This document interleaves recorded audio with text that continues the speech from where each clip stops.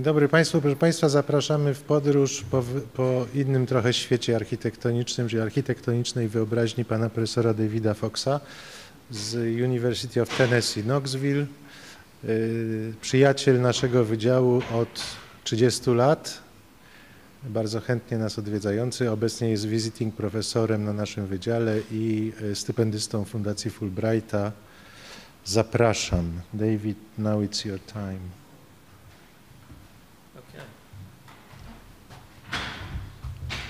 Okay, can you hear me okay? Everything? Okay.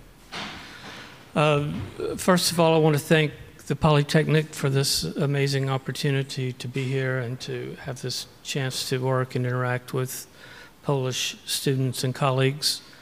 I want to thank Rafał for helping make this possible, Bartek, who's been instrumental in this whole thing, Krzysztof Bojanowski as well, and then my colleagues at the my first year colleagues that I'm working with as well. It's been an amazing opportunity, and I want to thank everybody for coming here today. I'm going to talk about drawing and painting and architecture and some photography and how all of that works together. And I'm starting with this image. I call it Inside the Academy. If you could imagine a watch, a wristwatch, and you take the wristwatch apart and you have all the pieces. A lot of the imagery that I'm working with here is the idea of taking architecture apart and then putting it back together in a completely different way, recognizing that, like a watch, it doesn't have to work the same way that it used to. In fact, it needs to work in a different way. And so architecture is always in this continuum of taking things apart and putting them back together again. And I'll address this later, but in terms of past, present, and future. But that's the idea behind that image. And so I want to call this drawing to see, because drawing is a way to uncover or to make things known that may not be evident or may not be clear when we first look at them. So architects begin with lines, and we begin with a language of lines that I'll talk about in a moment. But lines are magical to us because, and mysterious. They're mysterious because they can become a lot of different things. They could just be something that's very mundane, or they could begin to take on a power and a unique quality that could become something else that we don't know about. And that's what architects are continually trying to do, is to find the things that we don't know about. I tell my students this, and it's really an amazing thing, is that what you're doing when you sit down at your drawing board or with your sketchbook is that you're drawing something that has never been seen before. I mean, think about that. You're drawing a building or an idea that no one has ever seen, ever. And if your students later, when you go in to practice, when you make that drawing and it actually becomes a building, it's going to change the world. It's going to, just by building something, it's going to have an important power within the city. So we can't take that lightly, that what we're doing, it has this amazing quality, sorry. So a line has the ability to become something big or something small, something urban or something rural, or some combination of both. But most importantly, lines give us a pathway into our imagination. And the imagination of the architect is the power. That's something that we have that no other profession or job, so to speak, has. I often say that the difference between, say, an architect and an engineer is that architects deal with spaces. We shape spaces. We use walls, columns, whatever. The engineer works with things. They calculate and figure out how big the wall and how big the column should be. But they tend to work with things. It could be something as small as a stent that goes into one's heart. It could be the mechanical system. It could be the actual stuff that makes buildings stand up. But they work with the calculations of things. And what we deal with are not you cannot calculate them. You can't really measure the quality of a beautiful space. Certainly it has size and dimension, but it has a lot more than that. And so these are the things that I'm beginning to work with. So here begins the journey of a line, again, to explore different scales, different qualities, which can create other lines in other formats. The size of these drawings are about that big. They're really small. And just as a technique, a lot of times I will work in different formats to make myself have to look at things in a different way, because as you saw in the very first image, I like to take little tiny markers and just go and make very precise, intricate images. So to get away from that, sometimes I'll use either a tiny format, big markers, different media. I'll like to show you this. These are drawn on paper napkins because the napkin is only going to allow me to use certain media or certain ways. And so rather than looking at a format or a media as a limiting factor that's bad, I think it's a limiting factor that actually gives me a way to think about something in a uniquely different way. These are the same things. They're napkin drawings. And again, they're very small. And then what I will do is take the very small image and turn that into a very large image and use different media, paint, ink, or some other thing than what I might have used initially. And the lines that emanate from our imagination, we can begin to see into the future, because when you think about it, all of the images that we're doing, whether you're student work or whether you're actually practicing, we're making projections for what something will be next year, 5 years from now, 50 years, 100 years. It is a projection into the future. To get there, we have to think about the past. It has to be part of our latent memory. And we have to do this in the now.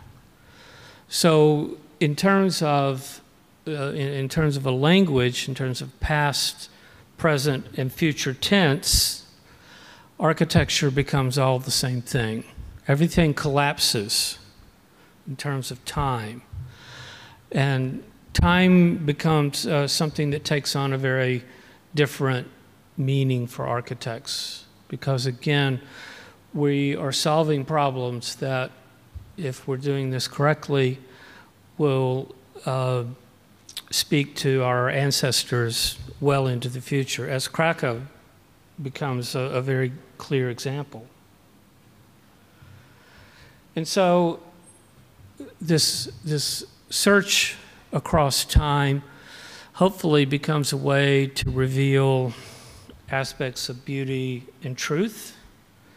And in this case, I'm exploring parts of my hometown. This was a factory where I grew up.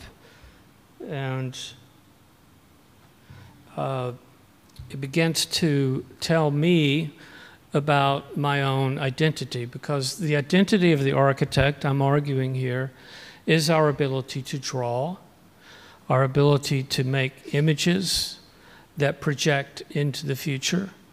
And it's important, I think, for students to realize that the drawings that you might be working on one project may not have any meaning to you right now, but you have to maintain that process so that that drawing will grow into something that will have meaning at a later time. That's a very difficult lesson to learn, to think that everything you want to draw right now, you want to apply to a specific project.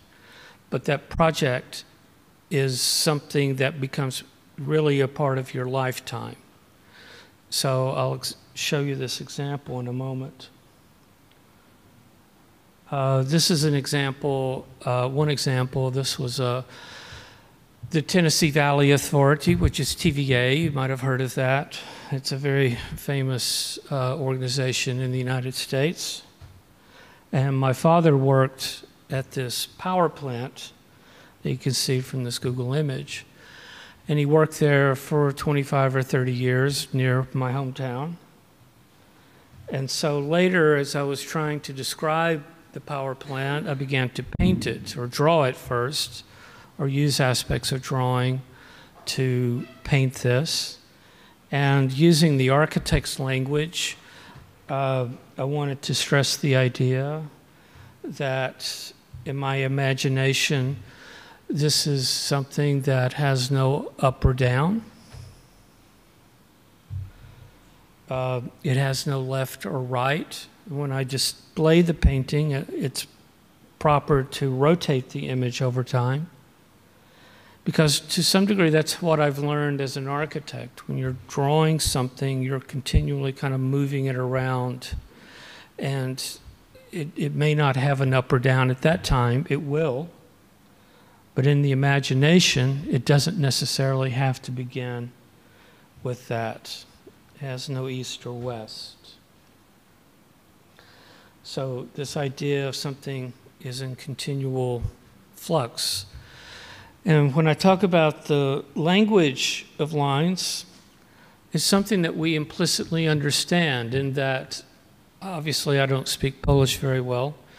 I'm trying to provide titles, but I can come to Poland and I can look at an architect's drawings in Poland and I can understand the building. I can go to China and look at drawings made in China and understand the building, or Brazil, as all of you can. We communicate, remarkably enough, with pictures, images. This is how we've communicated forever. They built the pyramid with images, with pictures. Now, the descriptions of what those spaces are and how we talk about them, that does have to do with a specific dialect, language, location. But the pictures themselves, the images themselves are universal. They go beyond any one verbal language. And they begin to tell us more about how and where people might live, where people might work, how people might inhabit the city. So these are images. Oh, it's going away with me here. These are images from Zamość that I had the opportunity to go on a trip with. And I'm using these because they gave me an opportunity to see Zamość in a way that I could not have seen it any other way. And again, these are images that are, I'll show you here in a minute, they're very, very small. The size of the sketchbook is about that big. Again, sometimes I work large, sometimes I work small. Most of the sketchbooks that I'll carry with me tend to be small. But by drawing Zamość and by thinking about it and then drawing it after I left it and drawing it as I remember it, it gives me a way to inhabit that place in a way that I couldn't inhabit it any other way. And I feel very much a part of that community and a part of Poland because of this connection that I'm making and trying to think about the colors and the textures and things that are unique to Zamość and unique to Poland that then become unique to me. They change me. And so this requires us to more or less think about our origins, who we are and where we're coming from and where we are going. So again, the argument here is that the drawing becomes a narrative about you. It becomes a way for you to describe yourself to others, ultimately to the world, in a way that only architects can do. As I said earlier, engineers do not draw this way.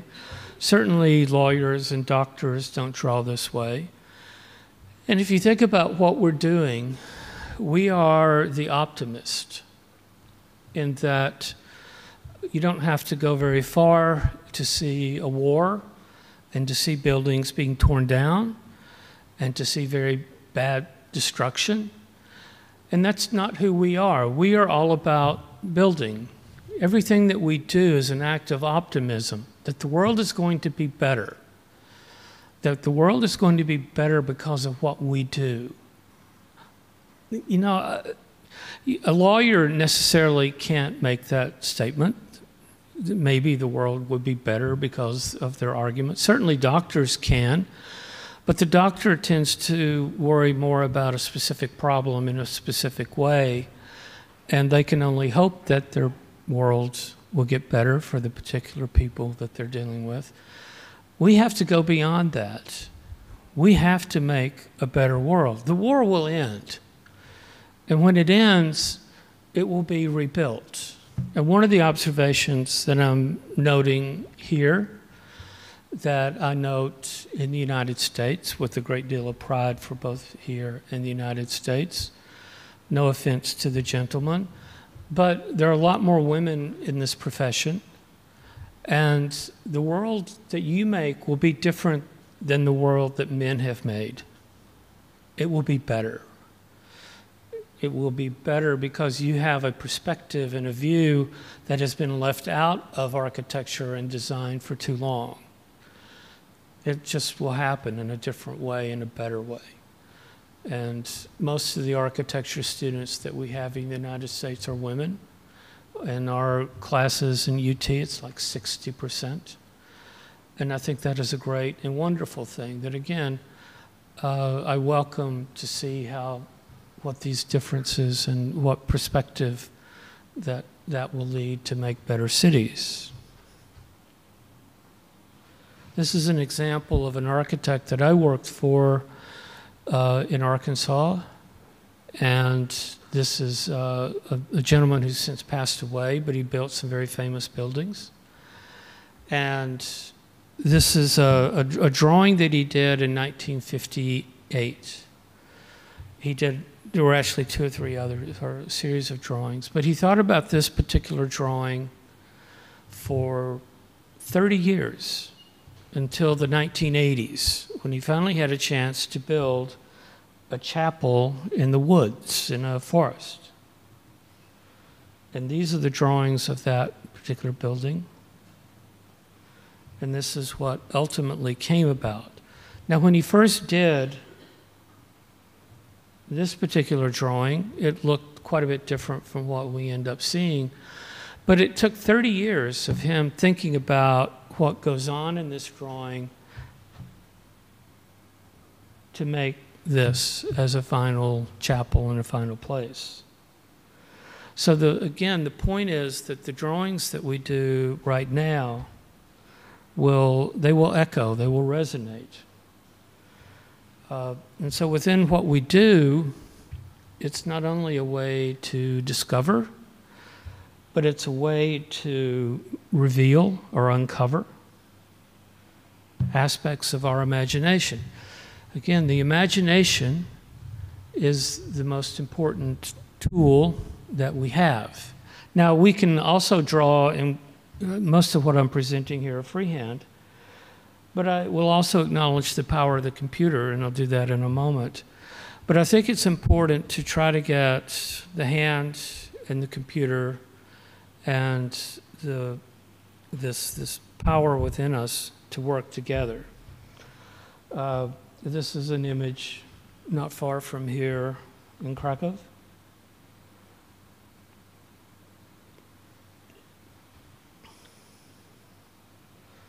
And then these are images that I made walking around Krakow a few years ago. And the amazing thing is that one is continually looking and uncovering new patterns and new ways and new things to see in a way that we don't see every day. I mean, this was a place that I walk by most every day, but in this particular instance, the way the light hit the building at a certain time of day gave patterns and lines that I had never seen before.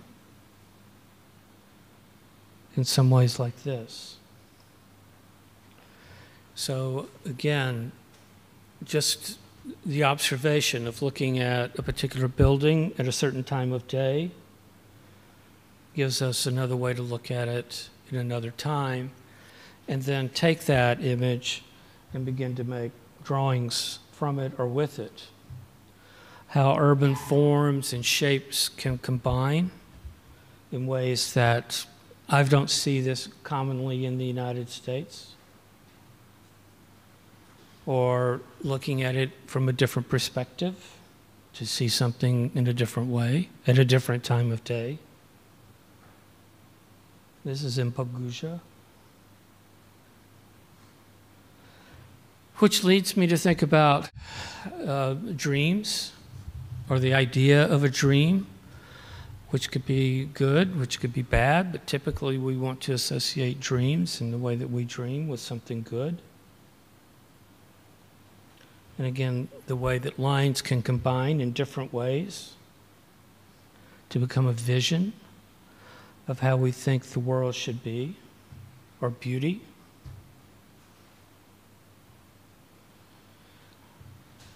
Of taking the past and turning that into something that's the present. And these are examples of, I've got two examples of, I start with the drawing at the top. This is a napkin drawing, very small. And then I've given this to particular students to then evolve some idea of a piece of architecture from this. The problem with the computer is the one of scale and place. Where I said before, we don't have to worry about east, west, north, and south. Now we do. Now we have to, the power of the computer allows us to model sunlight, but we also have to think about how big things are relative to people. And then what we can do to use these tools to then create some kind of architecture that we can inhabit in ways that we haven't been able to do before. And this is another example where the drawing to the top left was the beginning point, and then beginning to model or create something beyond that that we could then inhabit and live in and take apart, like the watch that I alluded to earlier. We can take that apart and begin to put it back together again in ways that we haven't been able to do before. So the image and perhaps something else, perhaps these two have some kind of connection, not in terms of scale, but in terms of color and the quality of composition, time of day. Again, this is the idea going back to my hometown, where I grew up in Tennessee, and thinking about factories and taking a factory apart and perhaps putting it back together in a different way. Is the same way that I began to try to think about how I move through the city and what the city means to me, and the colors, the shapes, the forms that give me back this particular image, which was what we started with, which again is I didn't do it here, I should have, but this image is about this big, and I will continually rotate it because every time I rotate it, I see something that I did in a way that I didn't really think about when I was doing it. So I think art, which is really what all of this is about, is a way to see the world differently. It demands that we continually look at things in ways that challenge how we typically look at things. It challenges the normal. So as I am in Krakow, Krakow will always be in my heart and in my soul. And I thank you. Dziękuję bardzo.